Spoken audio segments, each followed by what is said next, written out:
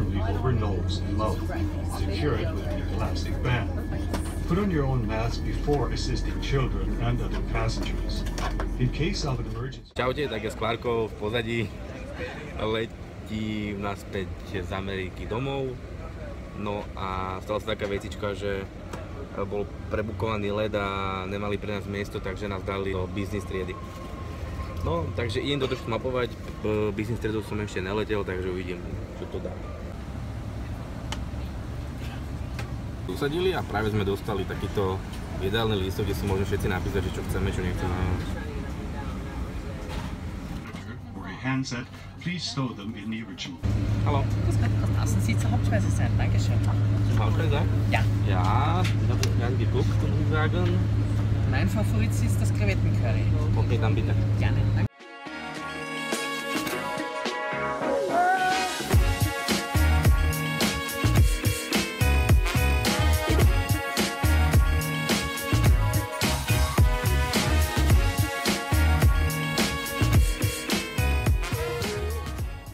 Takto nás pekne predstreli pred prvým jedlom.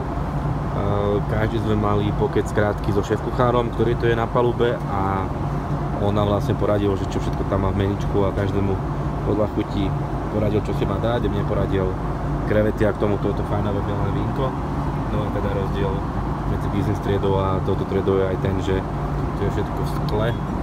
Žiadne plastové poháriky, žiadne plastové misky. Všetko pekné sklo. No, tak nám pomaličky zašlo slnko už, vonku je tma. A my sme dostali predjedlo a predjedlo je polievočka dyňová a k tomu takéto kuracie rolky. Kokos, vyzerá to ako nejaké luxusné reštiky, fakt. Práve mi dorazilo jedlo a máme teda tie krevetky spomínané s baby špenátom a s rýžou. Takúto feferonočkou fajnovou. No, takže pred kávou nám ešte prišiel dezert.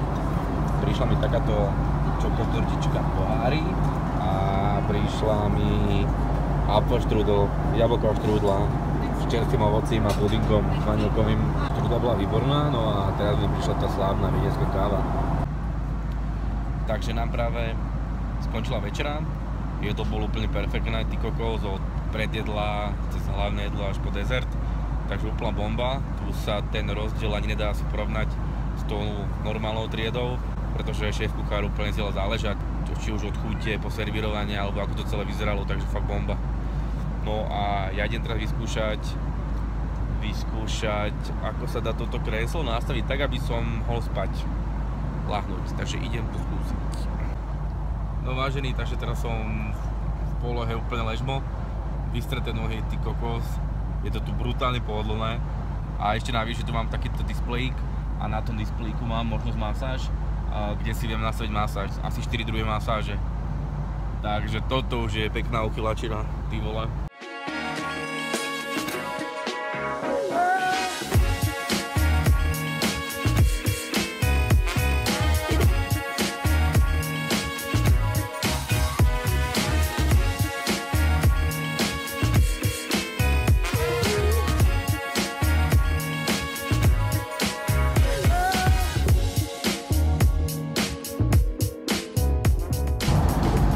Dobré ránko, tak práve som stál, je po 7 ráno európskeho času a postupne sa všetci zobudzajú, cítim už vôňu vajíčok, takže teším sa na raňajky.